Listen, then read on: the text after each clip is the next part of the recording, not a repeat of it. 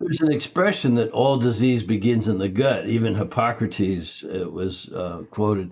And I don't agree with it. I think it's stress, various forms of stress, stress related downward spirals that circle around to the gut so frequently, so often, so common that you think the gut's the root of health.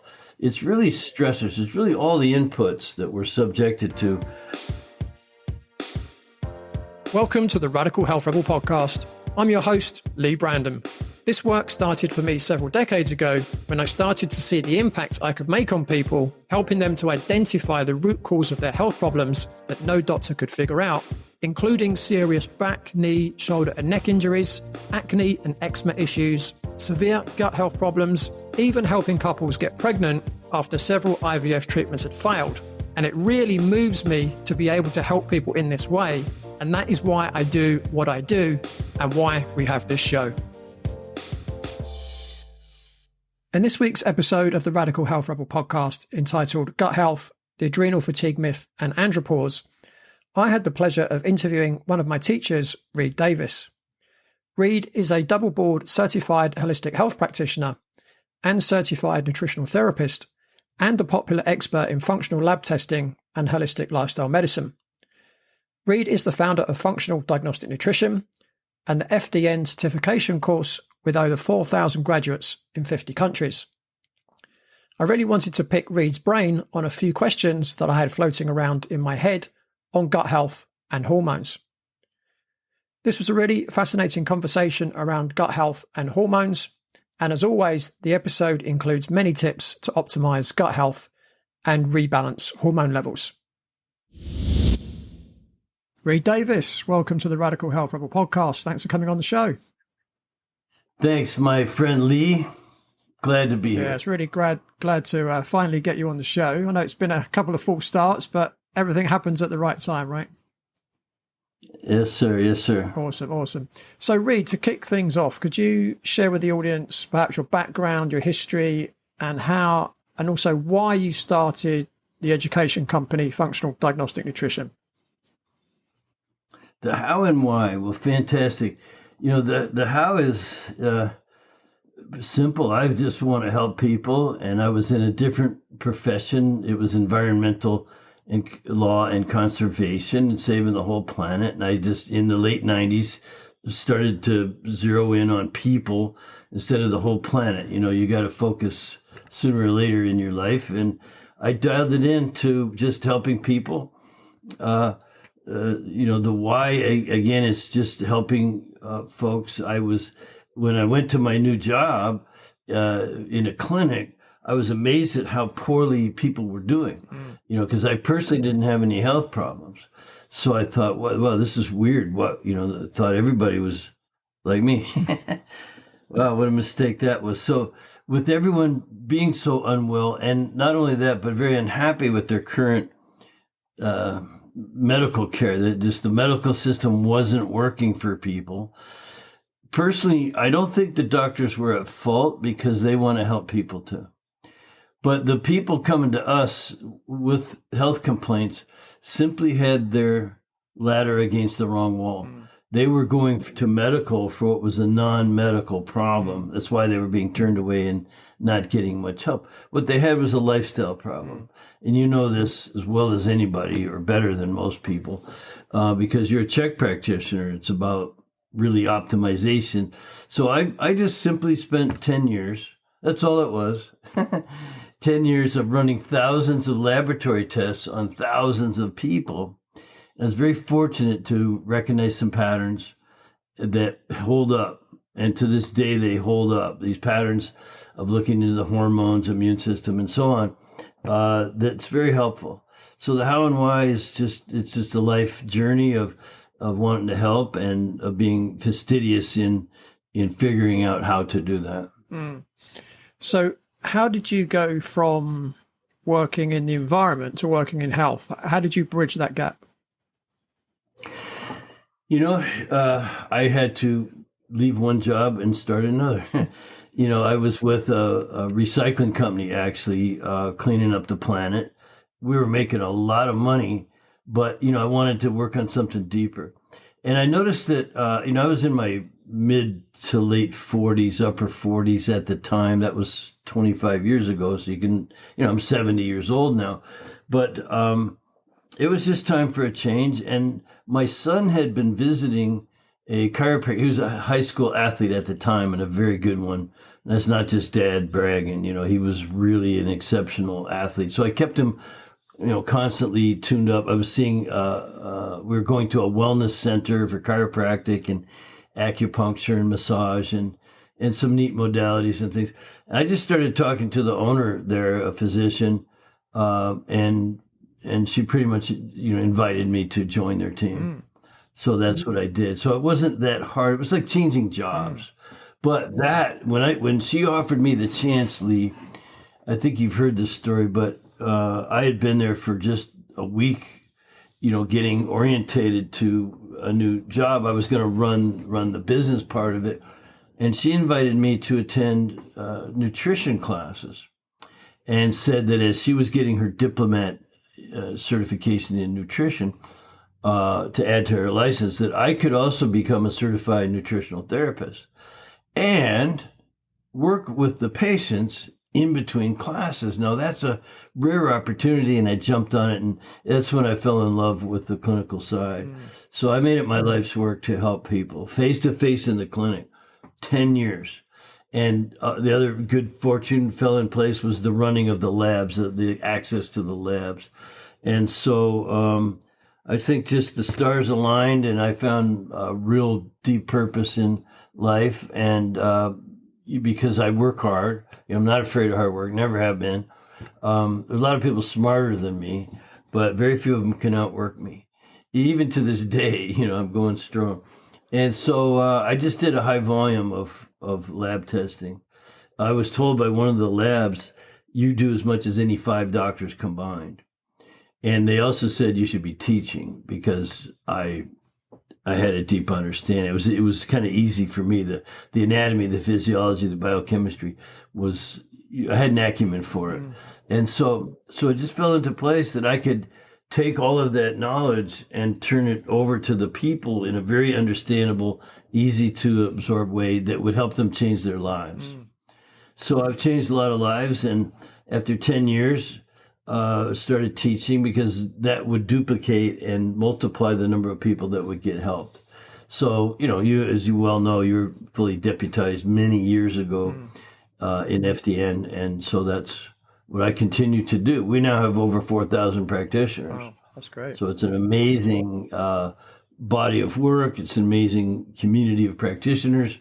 And, we're always out looking for people from all walks who want to get the training and learn to help others. And by the way, make a good living doing it. Yeah. Yeah. I mean, it was a great experience for me. I don't know if you know, but hang on, let me work it out. Where are we now? We're almost 2024. So we're talking 16 years ago. I did the training with you. Yeah. Yeah, probably you were one of the first people through Bill Wolcott, and that was probably 2008. Yeah, it was 2008. Yeah. Yeah. So that leads me on very nicely to my kind of next question. So when I took the training with you back in 2008, gut health and the gut microbiome were major parts of the syllabus. So can you explain to the audience why the gut and why the gut microbiome are so important to health? Well, they're critical.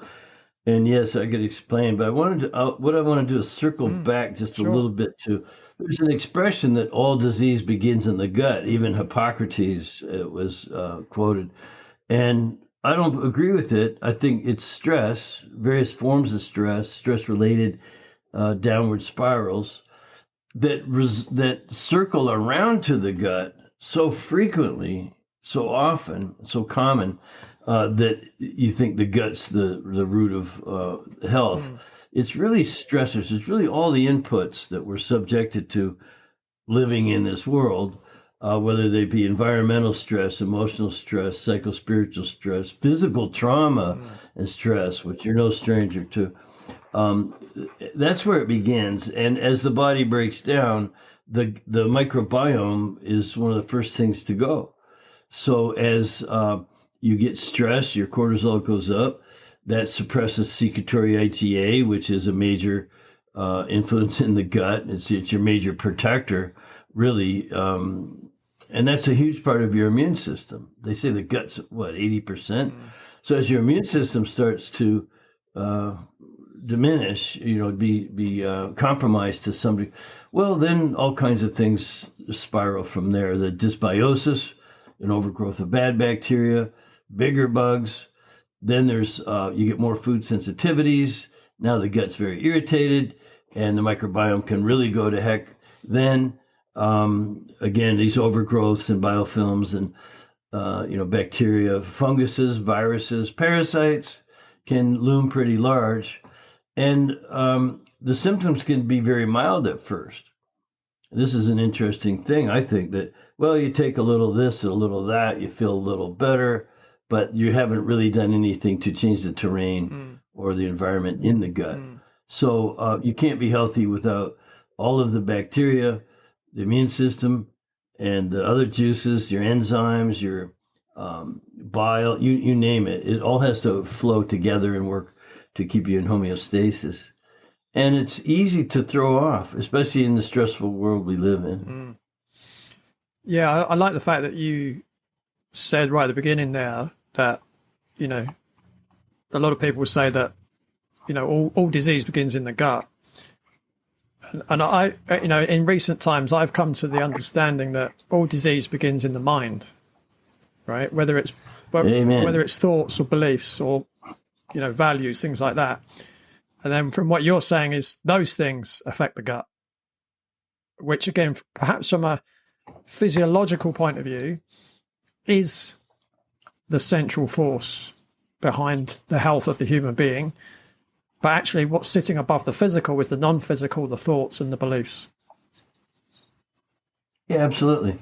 If your listeners want to look it up, the polyvagal theory would be worth looking into, because it has to do with the stressors, whether they be the mental, emotional, which is what you primarily think of. If I say stress, you think of relationships and finances and politics, whatever. and so it will actually create changes, physiological changes in the body that I just call it metabolic chaos. It creates chaos. And in all kinds of systems. And everyone has different, what we call weak links in metabolism. So yeah, it begins in the head and what you're exposed to and how you respond to it. And some of us are stronger in that area than others.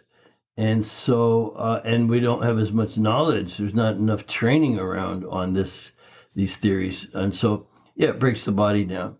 Matter of fact, Lee, this is interesting that you'll like.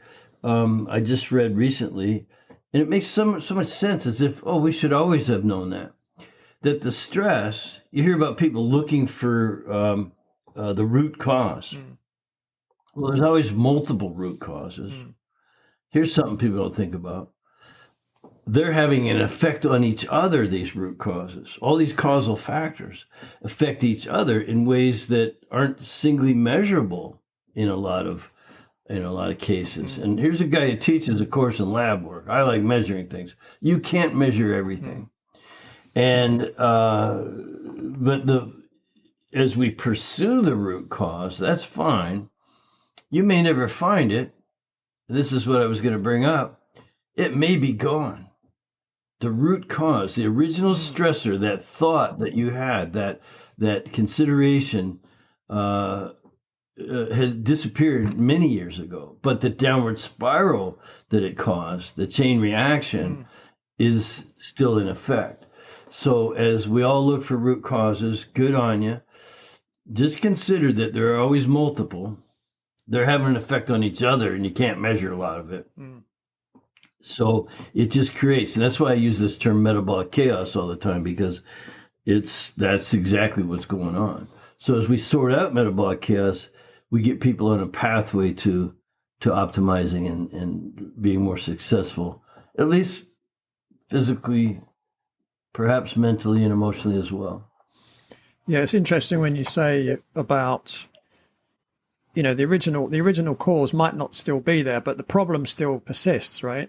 And that's something that's Yes. certainly come to light in recent years in pain science, in that, you can have a physical injury. Let's say someone damages the disc in their spine, so they've got back pain, they might have sciatica. And over time, that disc heals, but they've still got the back pain, they've still got the sciatica, right? But the disc is healed. And, what we're tending to understand more and more now is the fact that if you've excited the nervous system that sends the signals of the pain, it becomes like a self-fulfilling prophecy that it keeps going, even though the tissue is healed. And there are a number of contributing factors that enable that pain signal to continue. And one of them is when there's issues with the gut. So the gut's sending signals back into the spinal cord to say, look, there's an issue here. On its own, it might not cause pain in the back, but you might have, stress in, going on in, your family life or your work life. You've got gut inflammation. You had this pain in your back, and now all those inputs into the spinal cord are adding up to create the pain. But perhaps if you healed the gut, the pain would go away, but you've not done anything to the spine. Yeah, absolutely. There's some, I'll call them old expressions, conventional wisdom, whatever, that have a solid foundation. Someone who thinks they have the weight of the world on their shoulders will have a bad back, and so it requires healing. Whatever your situation, it requires healing. And this can take time. It can take a lot of sorting out. I personally prefer laboratory testing if and when possible. But sometimes other analysis would come in very handy. That's why we take a good history. So you talk to a person, you find out where did this all start, and it's amazing how many diseases are attributed to some trauma, something that happened in the past, and it set you off. And obviously, one of the most easy functions in your body to throw off is the microbiome. It's really easy to throw off the balance between good and bad flora, and that becomes its own, as you said, self-fulfilling prophecy. It's really hard to get back sometimes if you don't do all the right things and maintain a good attitude. It's very hard to. Well, listen, you taught me about getting someone's commitment level up. Matter of fact, I want you to come on one of our programs and teach my students about getting people to make higher level mental, emotional commitments to what they're doing so that they can be more successful. But it's really critical. Whether it's the gut, the gut's huge. Your hormones can get out of balance. And of course, you have your digestive system needs to work. Your detoxification systems need to be fully functional. And none of it will work if you don't get the gut right. And you can work on it all simultaneously. That's the other beauty of it. Yeah, one of the things you mentioned as well is, in your words, good bugs and bad bugs, right? Where do you stand on the terrain theory debate? Where do you stand on that? Because obviously some people think that you, in some way, inhale or digest, absorb what you might call a pathogen. Some people say you get pathogens in your body when your terrain is in a bad way, and they're there to clean things up. Where do you stand on that debate? I stand mostly on the vitalistic side, which means that it's the host and not the germ or bug. Although we have to admit there's certain elements on the planet that will kill even a healthy person. So, you can't drink hemlock and expect your gut's going to just destroy it. It's not going to happen. And there are other pathogens around, especially if you have no previous history with that thing, no built-in defense, no acquired defense, that will just kill you. And barring those less common circumstances, your gut should be able to handle a lot of different otherwise pathogenic, disease-causing bugs. So you have your bacteria, you have parasites, you have viruses, and you have funguses, along with your chemical toxins and all these things. We're continually assaulted. So maintaining the host, the environment, is the key. I've said it like this many times, and might have led to your question. It's it's the bug that we find on a report, blastocystis hump. That's not the problem. That's a result of the problem, which is a weakened microbiome and immune system. Most of these things should pass through and get handled by a healthy immune system and gut digestion. The whole thing works in unison. I mean, if you think about what's in the stomach, for instance, hydrochloric acid, that should kill everything, almost everything. If you drop a worm, a big, healthy, juicy worm, into hydrochloric acid, it's going to die. And so as we're eating food, we're chewing, we've got enzymes in certain pH levels in the mouth. You're chewing, you're swallowing. It's things are happening there. You've got the stomach itself with high acid and pepsin, and it's supposed to break down your food, but it's also supposed to purify your food. Then it goes into the small intestine, where there's other again, this microbiome and good bacteria, the good bugs that are supposed to further break down and destroy and sequester and help eliminate any other pathogenic material of any sort, living organisms or even viruses. And so it's the bug isn't the problem. It's a result of the problem. It's a weakened host. That's what I consider the vitalistic theory. Yeah. Or point of view. Yeah, that makes complete sense. So, people listening to this, and we're talking about the gut, and a lot of people might be thinking, okay, so if you've got a gut problem, you might have constipation, diarrhea, bloating, etc. What are some of the other conditions that you've seen in your own experience that are caused by the gut, but perhaps aren't an actual gut issue? Well, Lee, it's really devastating. What I've seen is everything from a 5-year-old with a ear infection who is also sensitive to certain foods, who gets symptoms of gut, the heartburn, gas, indigestion, bloating, diarrhea, constipation, alternating diarrhea and constipation. List goes on, and all they ever do is treat the symptoms. And so the underlying offender, whether it be a food or even an unidentified parasite or bacterial overgrowth or fungal thing, never gets really sorted out. So they continually just suppress symptoms. Well, if the downward spiral of that infestation, infection, whatever it might be, continued use of foods that are very offensive to that individual, the downward spiral will continue. Therefore, the medicine has to get stronger and stronger. So I've seen 5-year-olds with indigestion being treated with antibiotics and all kinds of things, maybe an allergy test if they're lucky. But there's much, much deeper testing to be done that usually isn't, not in today's medical world. And so I've seen that same person at 15 with worse problems. Now they've got, skin conditions because they're not detoxifying and purifying the body.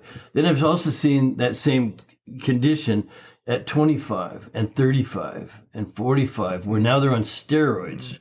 And they're really suppressing symptoms with strong medication that's breaking their bones down and weakening their muscles, and not to mention the things this would do socially to a person if you can't get more than 50 feet from a toilet because you have explosive diarrhea from these things. So I've seen it, from 5 to 75, where they have had their anus sewed up and have a colostomy bag on the side because they've had to remove their intestines. So this downward spiral is something you want to catch sooner than later, and apply the principles of healing, which very often include, and I've seen things. You asked what the symptoms are. Well, I just gave you an extreme example.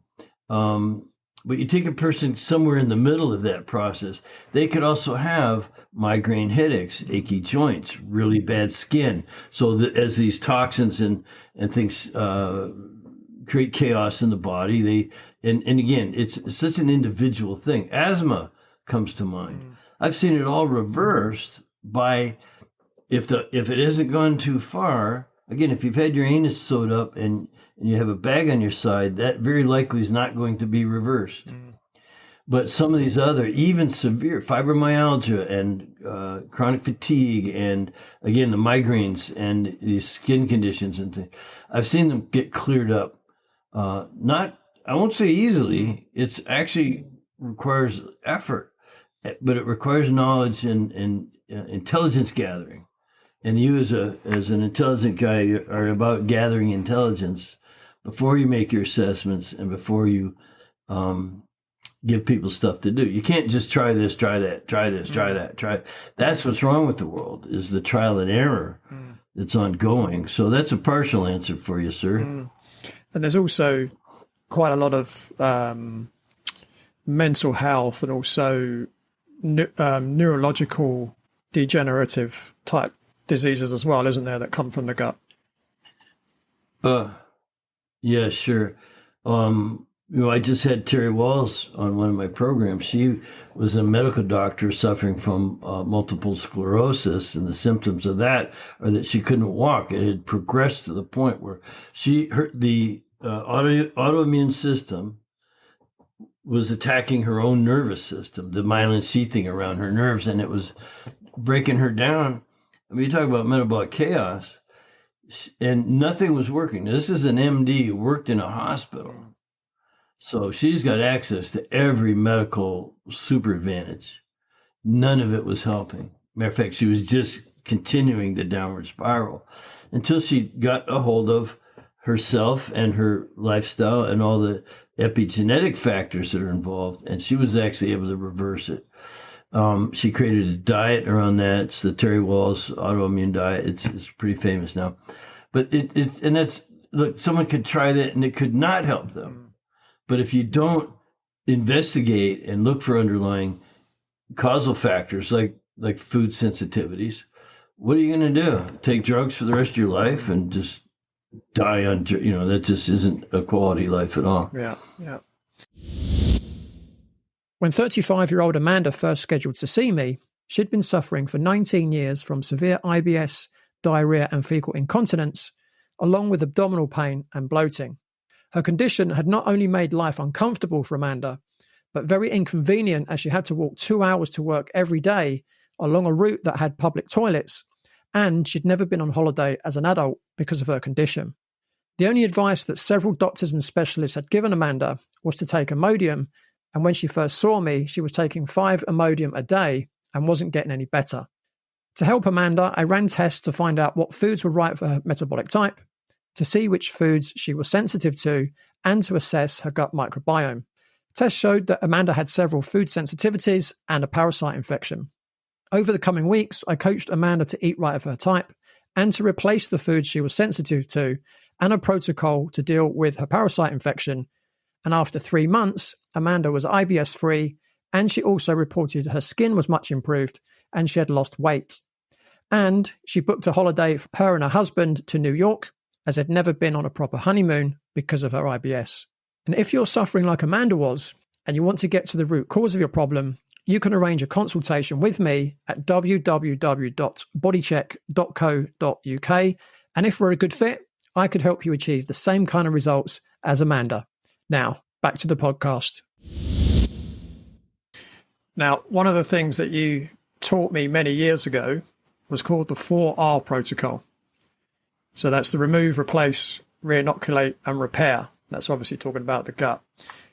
In your view, is that still valid, or would you say that that's outdated?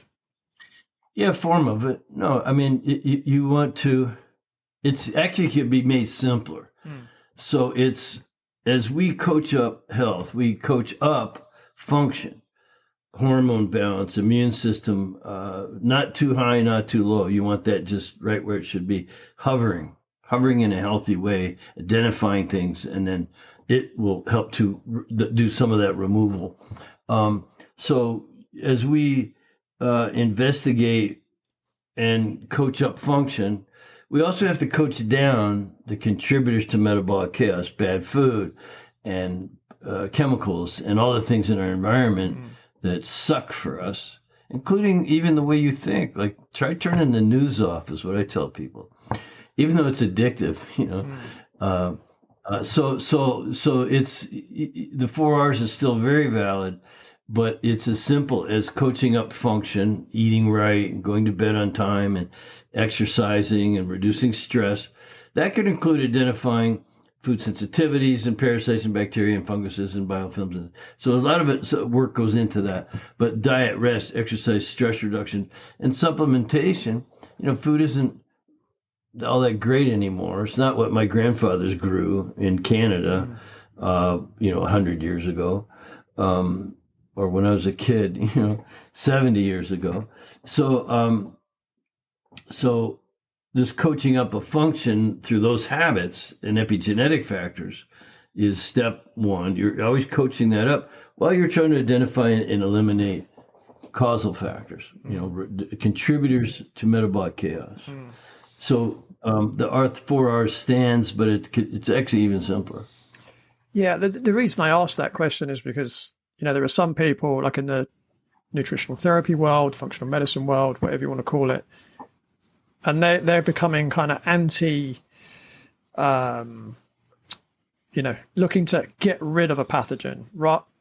So their view is, well, if you just rebalance the microbiome, that will kind of do it itself without, perhaps taking like an anti-parasitic herb as an example.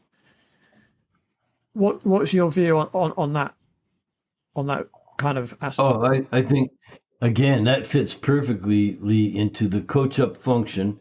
You eat all the right foods and take your supplements and do things that would support, even stimulate natural healing. And the body wants to heal. You have to understand, and I don't want to say believe. It's not a belief system. It's a fact that the body wants to be healthy. You don't have to teach any cells what their job is. They know what their job is. They just want an environment that doesn't interfere. So as you coach up function in that way, supporting and stimulating, and then you do want to identify some of those bugs are big and bad, and it's unfortunate, but you got to chase them away. And the natural methods that have been around in some cases for thousands of years are very handy, and they're non-toxic for the most part. They don't have side effects. They don't kill all the microbiome. Like one of the worst things is the overprescription. And doctors realize this now. Overprescribing antibiotics is not that helpful. You may save someone's life by treating a pathogen that way, but then what? You're going to let the body heal itself afterwards? No, there's a gentler way to coax these bugs out while you support and stimulate function. So yeah, I don't mind taking things, and some of these anti-bugs have been around for generations, like thousands of generations. Yeah, that's certainly my approach as well. I mean, I think you can go for more of a gentle approach with some situations, and then if it's still not working, okay, let's bring in the big guns to get rid of the situation. Yes, yeah, you would hope that the an analogy I've heard many times, I'm sure you have, that if you have a garden that's full of weeds, you could try to crowd out the weeds with good flora, and you plant things that would not allow the weeds to grow. But if they're there, you probably want to pull them and plant at the same time and support an ongoing maintenance. So that's a valid analogy, I think. Yeah. What would be? I mean, you've probably already answered this question, but if you could kind of narrow it down again for the listeners, what would be perhaps your top 3 tips if people out there are wanting to optimize their gut health? First of all, food, it's hard to answer without knowing who the person is. For me, in our world, everyone's a study of one. Lee, this is a very frequent phrase I'm using all the time. It's a study of one. There's no cohort. And so if the individual has an overgrowth, you may have to treat that first. So, assessment is, maybe that's my first tip, is assess, like really do some laboratory work, find out what's actually going on, gather the intelligence you need to take step 2, which would be to, then you can decide what kind of food they're going to eat and their other habits that they need to adhere to around the DRESS program, the diet, the rest, the exercise, stress reduction, supplementation. But if I had to narrow it down, I'd say get up in the morning and think happy thoughts. Like Peter Pan, you have to be an optimist. You've got to be appreciative. You got to start with a point of view that today could be better than yesterday. As rotten as that day might have been, you can make it better. Don't succumb to negativity. And it goes beyond thinking positively. It really is. This is where sometimes belief comes in. I think that the universe is pretty perfect for us. We were set up to be happy. I think it's our birthright to be healthy and happy. So if you believe that, then get up every day and be in control of it by controlling your thoughts. And you can meditate, you can listen to music. My wife came down the stairs this morning singing. That's how we try to live. We get up every day thankful and grateful. So I think cultivating that would be number 1. And then, any other stressors that you come upon, avoid them like the plague that they are. Negative people, the TV, all these things. Now it's hard when it comes to the air you breathe, because if you live in the city, you're going to breathe some bad air. And then so you would take steps to mitigate coaching up function, coaching down contributors to metabolic chaos. There's ways to get air filters and all these things into your house. Obviously food. You and I both have been trained by Bill Wolcott in metabolic typing and would adhere to the statement that, it's one of the most frequent, common, powerful contributors to health, or the opposite. Bill likes to say, if you eat wrong, you're gonna pay the piper, and that's a true statement. It's not a belief system. So I think point of view, food, and then I think purpose in life. There's nothing to do with lab work or any of the things that I teach, but it's how I live, and that is to handle things in a spiritual way, and understand that you're not your body, you're not even your mind, and that you have some say. We're not victims over everything. Doesn't mean, if you get shot in a drive-by shooting by accident, that's not something you had any control over, but you have control in what you do next if you survive. And it can just get that simple for me.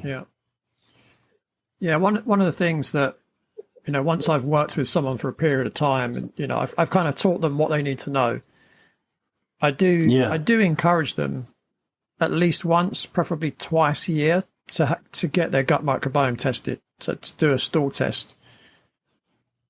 Sure. What's your view on that? Absolutely, that for sure. Some people's attitude is, well, I just do a parasite cleanse every year. That's another way. Like with your dog, you kind of notice it's scratching its bum, and you do the wormer. So you could do that with my mom did it to us when we were kids. We we got wormed, like along with the pets and kind of thing. So but the testing is the more sophisticated way, and certainly it's fun. And you dial in accuracy. I like to speciate these things. I want to know is it a parasite? Well, there's different types. Or is it a bacteria? Well, there's different types. And is it fungal? Well, there's different types, and you might treat each one a little bit differently. The order you treat them in varies, and things like that. So I absolutely believe in that. The other one, Lee, for me is the food sensitivity testing. We're still using the mediator release test. Not. Can you still get that in the UK? I'm not sure if you can, actually. I'm not sure. I haven't seen it around for a while, but there's one that's very, very similar that I use. Yeah, perfect. And so you need to do some testing around the foods you're eating, because these things can be assaulting your immune system without you knowing it. So you might think that sinus drainage that you've had for 10 years is normal, and it took me years. For me, I had a sinus problem for years and years and years. No food sensitivity test, no parasite test. Nothing would help me until my cat died. And when I'd actually had my cat 14 years. When my cat died, within 6 weeks, my sinus problem that I'd had for over a decade went away. So I realized then I had a cat dander issue. So that's the environment having an effect on my immune system. My kids, they weren't allergic to the cat, but I was. So that's why I say everyone's a study of one.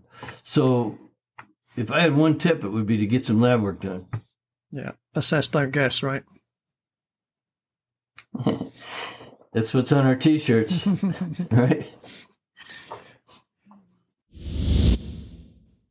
Amir was a 42-year-old professional man suffering from acne. He was overweight, suffering from low confidence, and he had very low energy levels when he first came to see me. He was also spending £400 per month on products to cover up his acne. His skin was very oily, his face and scalp were covered in acne, and he worried that it might start to affect his work. Amir was a sugar lover, and it took him some time to wean himself off of sugar, but slowly over time, Amir made the necessary changes. Upon testing his gut microbiome, it was discovered that he did have a minor imbalance of gut microbes, including Staphylococcus aureus, which is often linked to skin conditions. He had hormonal imbalances, which would have affected his energy levels, and a number of food sensitivities that may have been causing his acne. Amir was also given supplementation to help rebalance his gut microbiome and his hormones. And within a few weeks, his skin improved to the point where he had clear skin for the first time in 30 years.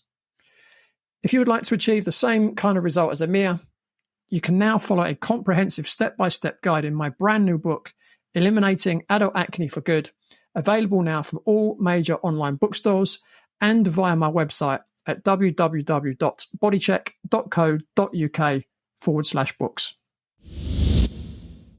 Another major part of the FDN training that I took with you was on the hormonal system, and in particular stress hormones and the steroid hormones. Can you explain to the audience what they are, what they do, and how they affect long-term health?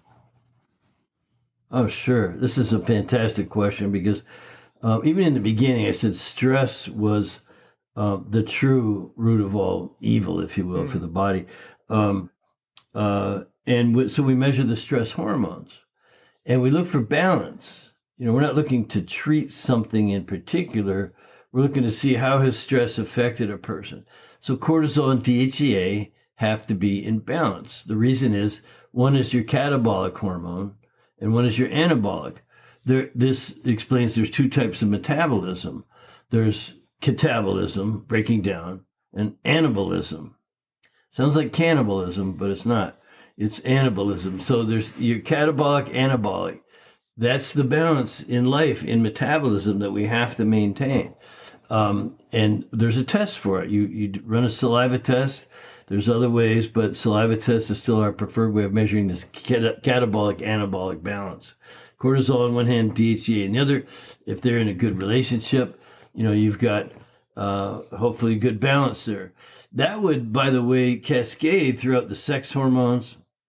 But I want to go back to where we started. This catabolic, anabolic if you're more breaking down catabolic, which a lot of us suffer from, it's actually hard to maintain balance. The first thing that goes to your immune system, because cortisol suppresses the secretory IgA or secretory IgA, however you say it. And that's the main, immunoglobulin in the gut, which is most of your immune system. So and then everything breaks down after that. Then you have the gut. And then you get leaky gut. Then you get congested liver and detoxification problems. You get autoimmune system kicking in as the immune system gets confused. It literally starts attacking your own body. So that's a downward spiral that I say starts with that catabolic anabolic imbalance, easily measured with saliva and cortisol and DHEA.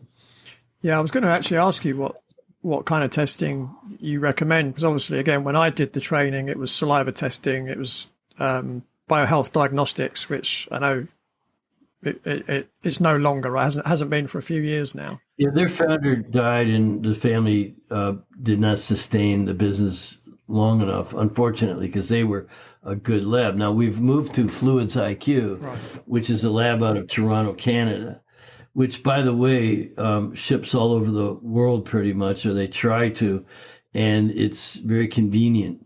Saliva's a medium that could be done at home. And in our world, at-home testing is this idea of self-testing, or direct-to-consumer, if you want to call it that, is very handy. What it means is anyone can do it. And Lee, I'm a huge proponent of people power. Pretty much blue collar in mentality that, we should all have our own data. It's our data. It doesn't belong to the doctor or hospital. That data is yours. So why not get some data? Enough to manage your health and your habits and your pursuit, especially if you're suffering right now. Yeah. So in terms of the, let's call them stress hormones and growth hormones, and obviously there's an optimum balance between the two, right, that we look for in testing. If they're out of balance, how does that affect health? Well, when you start with the catabolic anabolic, that's cortisol and DHEA. DHEA is the parent of your sex hormones. So whether you're male or female, it knows what to do and where to go, hopefully. Maybe that's the cause of some confusion these days, is the body has lost that intelligence or never had it. I don't know. But the idea of DHEA, dehydroepiandrosterone, that being a parent or grandparent hormone, is really powerful because it does metabolize into other products in the body. The sex hormones being the primary ones, your progesterone, your testosterone, and your estrogen. And these are made in organs, which also have to be in good condition, in the gonads mostly, and the adrenal glands. And, the same thing could be said, by the way, for other hormone channels or major, like thyroid, it's another big one. There's these things that control the production of thyroid from the thyroid gland, the sex hormones from the sex glands. Men, we have testicles, hopefully, and, that's where our testosterone comes from mostly. And in women, they have ovaries, so they get both progesterone and estrogen. That's their main and dominate. Well, we all know what happens when those are out of balance. Their periods get out of whack. And then menstruation can be very horrible. It could cause really dramatic symptoms and it's really common, especially today after that little virus that went around a couple of years ago. Won't mention it, but that and the treatment for it, or the so-called solution for it at the time, made things worse, my opinion. And so, you've got women around the world with these imbalances that your original question, and it's just horrible. It's horrible. You got early menopause happening. You got infertility happening. You even have spontaneous miscarriages happening. in women that were able to get pregnant. And it's all from being out of balance. It's, it's not a natural world anymore to the degree we need it to be. Yeah. Yeah. Just taking that discussion a little bit further for the nerds in the audience. In recent years, there's been a lot of discussion on adrenal fatigue and the general adaptation syndrome and how that theory might not be correct.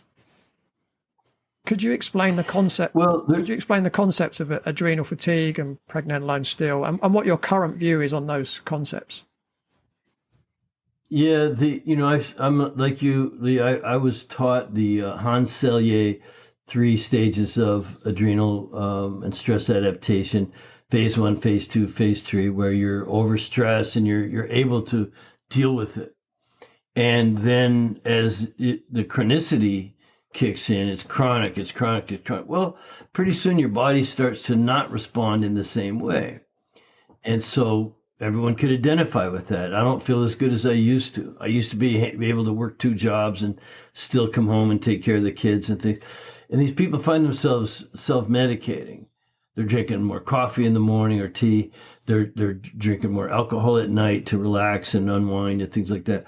So that would be stage 2, that sort of adaptive phase where you just can't respond the way you used to. And then there's the exhaustive stage, which is where you're just burnt out and you don't want to do any of those things anymore. And you might really be self-medicating, or you might even be going for prescription medication at this point.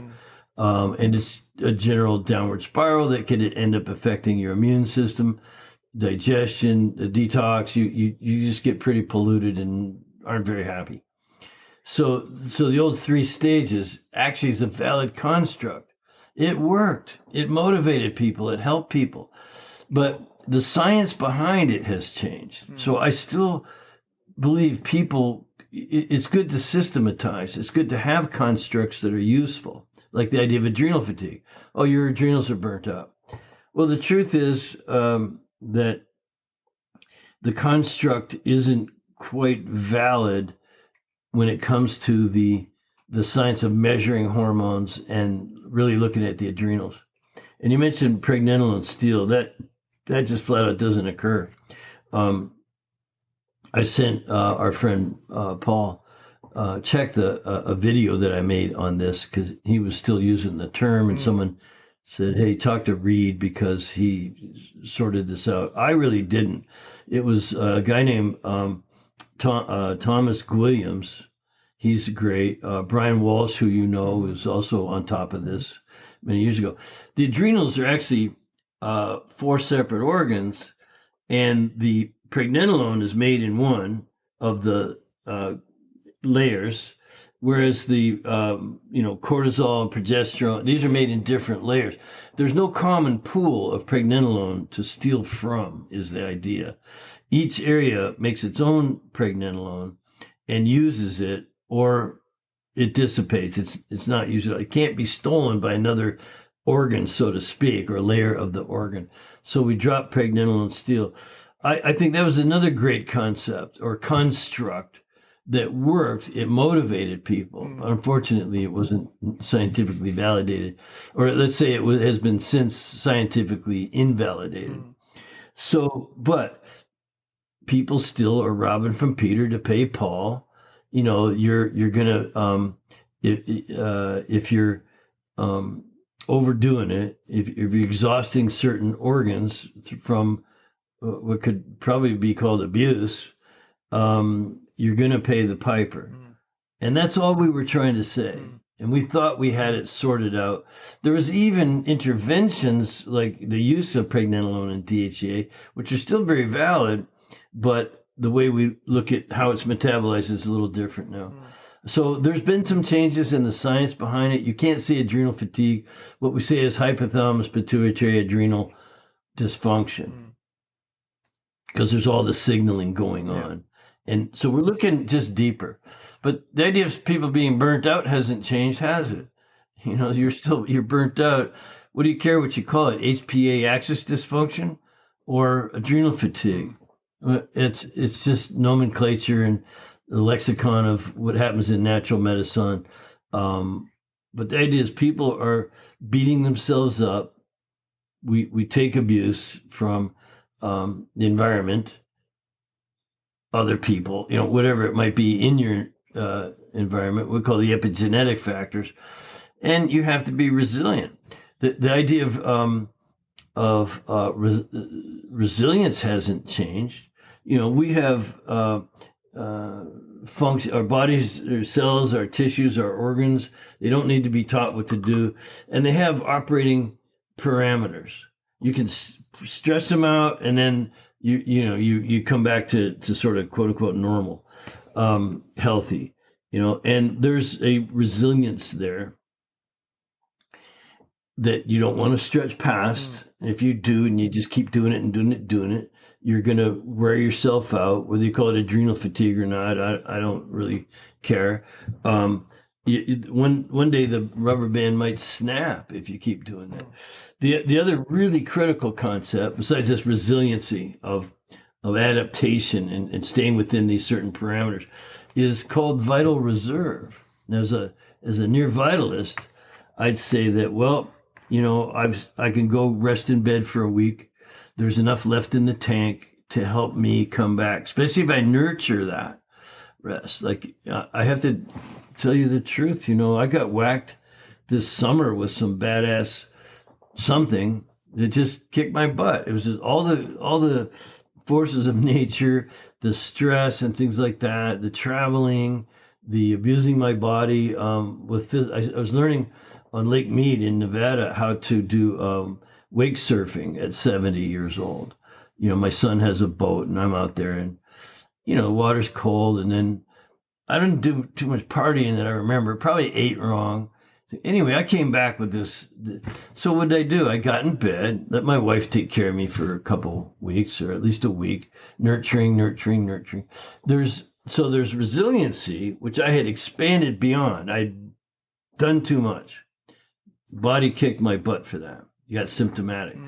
But then I had so much reserve left in the tank, that vital reserve, the intelligence in the cells wanting to be healthy, the seeking of homeostasis that happens. I was able to nurture that back pretty quick for an old bugger. Reed, what I was thinking, the video that you sent to Paul Check, if that's kind of like a public video, I could always put that up. It was years ago. I'd have to dig it up, but it's around. I mean, it's something I gave the tribe, but I could find it for you and send you a copy if you want. Yeah, I'll find that. I was just thinking I could put if there's a link, I can put the link in the show notes. All right. Yeah. Okay. Well, I'll give it to you, and you can upload it to whatever storage facility, land it somewhere. And it's my gift because it's pretty critical. It's a little dated now, but I think it's still very, very solid. Yeah. And also you would know the background, so you'd be able to understand some of the graphics better than maybe someone else. But yeah, it's pretty cool. Okay. For sure. Awesome. So my next question is kind of it's a slightly personal one, I guess, because it's an interest of mine. As someone, I'm in my mid-50s now, and I have a particular interest in andropause, right? So can you explain to the audience what andropause is, what causes it, and what are the detrimental effects on health that are caused by andropause? Yeah, well, it's called aging. So andropause is the reduction that is very common and typically seen in men versus women. So your DHEA goes down, your growth factors go down, your stem cells go down, your testosterone will go down as a result of all this. And so you start to maybe feel your age.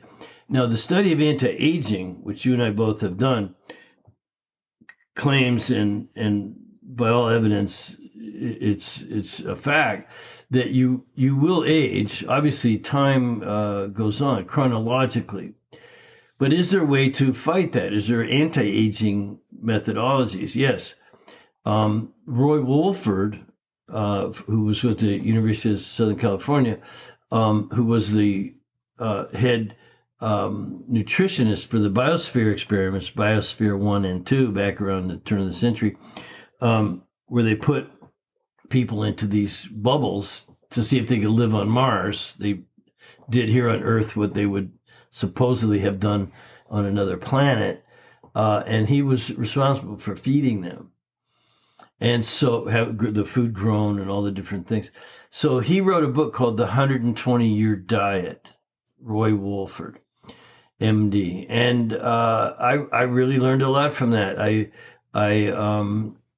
The study basically goes that you're going to age till you're about 40 because anabolism, you're anabolic, at least until you're about 30. Well, then as things start to balance out and get stretched a little thin, but by 40, you're fully grown. There's no question about it. You're fully, absolutely no more, anabolic growth really at 40. The question is, how long can you stay there? So and you read this book, and there's lots of other evidence and books around the same topic, and thought process that you should be able to stay 40 until you're about 80. Then you're going to go downhill. It's just going to happen. There's apoptosis, entropy. There's, the telomeres on your DNA strands get shorter. You just are going to die. No one gets out alive. The question is not then the quantity of life, it's the quality. So can you stay 40 until you're 80? Well, that's the goal for guys like me. I'll never be 22 again. Wouldn't even want to be. You just don't have the anabolic factors in place. It's just metabolism doesn't work that way. But so for you, Lee, it's try to stay 40. You're not going to be playing rugby like you used to, but you're going to be able to be very healthy, very vital, and maintain levels that are measurable in those anabolic, the steroidal hormones and things like that. If things aren't working out, there are natural and healthy ways to augment, and I don't have a problem with that. I have no problem with that. You see guys at 75, 80 with 30-year-old girlfriends. They're taking something. You wouldn't keep up otherwise, and I don't have a problem with that at all, as long as it's natural and holistic and healthy, as close to natural as you can get, bioidentical and these kinds of things. Yeah. So I would look into those things. Obviously, the dress program, like eating right, going to bed on time, exercising, managing your stress levels is critical. I think supplementation is also really critical because, as I mentioned earlier, food doesn't have the same quality. It's not what my grandfathers were growing. It's all commercial for the most part. Even organic food, eat organic all you can. My wife won't eat anything else. And it's because she wants to avoid herbicides and pesticides and rodenticides and all the crap they put on our food. Now there's worse than that. They're supposedly building vaccines into our food. God knows what's next.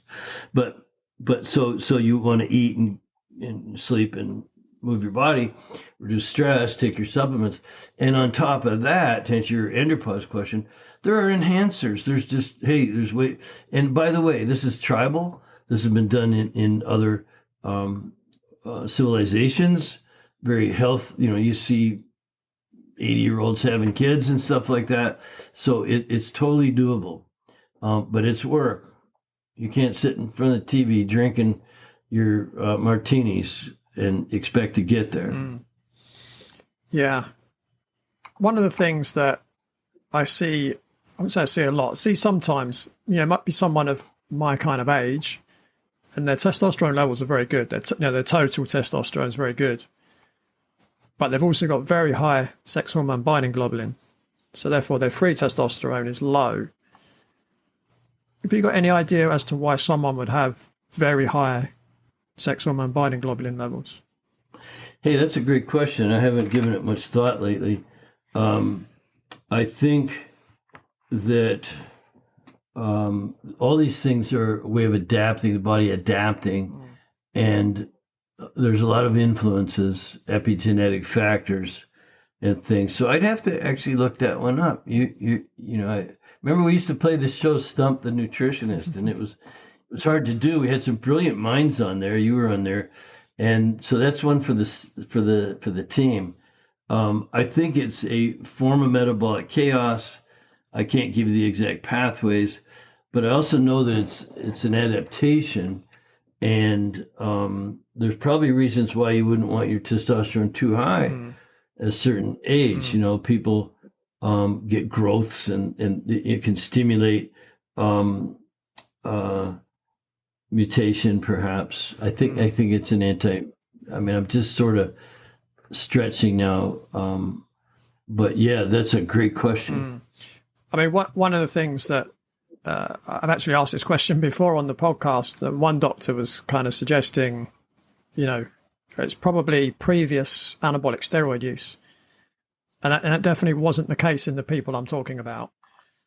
The other thing that I've heard of is high sex hormone binding globulin can be in response to very high blood iron levels.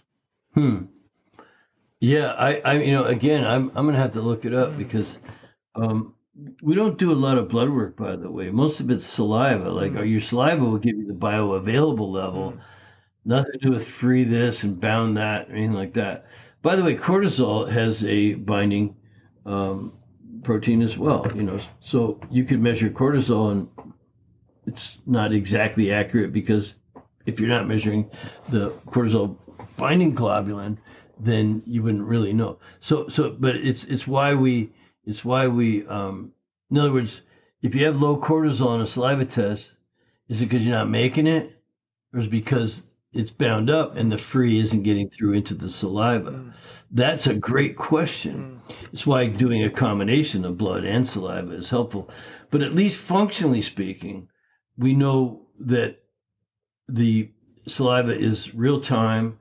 It's, in other words, at that moment, it's not yesterday's testosterone, it's today's testosterone. And it's what your body's able to use. So it's a good functional marker. Here's what your body's able to use, regardless of how much you're making and what's being tied up by the binding globulins. So you can take action around that and test later. Also, you know if you feel better. You know if your testosterone's gone up because you have more energy, you have less aches and pains, you have more libido, are able to put on more muscle. You have, again, the energy and the clear thinking and all the things that come along with youthful levels of all these hormones. Yeah, one of the things that's recommended for guys who have got high levels of iron in their blood is to get a regular blood draw. So it actually lowers the iron level in the blood, and the theory is that will actually help reduce the sex hormone binding globulin. And interestingly, I've been doing that, and it's made quite a massive difference. Oh, fantastic. Well, I'm glad you have found a solution. You're answering your own question about what is a guy like you do in their 50s. You know, I mentioned eating right and all these things, the lifestyle, the epigenetic factors. But you're getting measurements, testing and seeing, and then, you get on a course and you correct the course as you go. It's like sailing. There's no motor boating, power boating to health. It's like there's wind in the sails. There's waves slapping up against the hull. There's currents under the water and so on. And so you do have to zigzag a little bit and find your way. That's the fun of it. Yeah, and again, for the listeners, there is an organization called Safe Blood, and it's quite an important organization because they are getting donations from people that didn't take part in the medical experiment. Yeah, thank you. And so, but they're providing blood for anyone that wants it. I mean, obviously, you need to be in a position where you need blood, right? So, it might be someone that, they're going to have an operation or whatever it might be. And they might say, well, actually, I want to make sure I'm getting blood that hasn't been part of that experiment. So that's fantastic, man. I'm so glad you said that. Yeah. And they're all over the world as well. So definitely in the US, they're certainly in the UK. So for me, it's a double whammy. It's helping me and it's helping other people at the same time.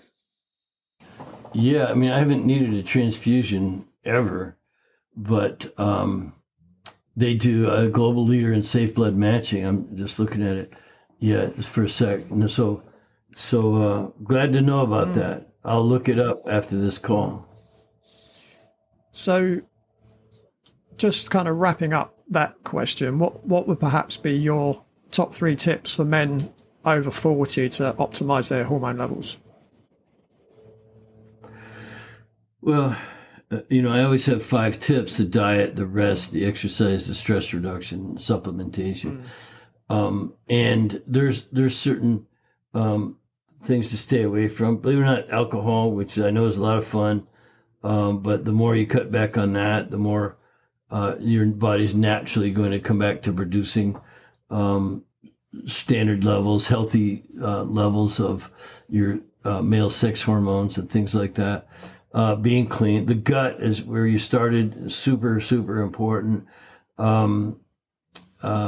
Get testing done and things. So I think there's stuff in the environment, Lee, that's really turning us around. There's estrogenic foods. There's phytoestrogens that are being promoted and used, and even in our food supplies. My cousin is married to a scientist up in Canada, and he's got a different job now. But back in the day, he was testing the groundwater in Ontario. They found really high levels of cow estrogen, which is estrogenic. It'll affect humans just like it is a cow. Well, it's from their pee going into the ground, ending up in the groundwater. These are trace amounts, but higher than. Why should there be any estrogen in the groundwater? Well, it's from cows that were given estrogen implants so that they would get fat, because fat cows sell better. They actually taste better. But so I think food supply would be a huge thing. And again, my wife is very insistent upon it, but we eat organic. We order our meat online. Yes, it's more expensive.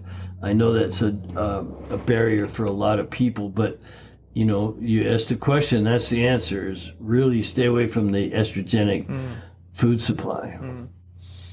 Yeah, I would say, just to add to that, a couple of things for me that I think are really important. Resistance training is really good for, if your testosterone levels are low, resistance training can help get those up. But the other thing, if you're doing resistance training, you've got to rest enough as well, and you've got to get to bed early. That's going to help as well. Yeah, well, early to bed, early to rise, work like hell, and advertise. Love that. Excellent. So Reed, what's next for you?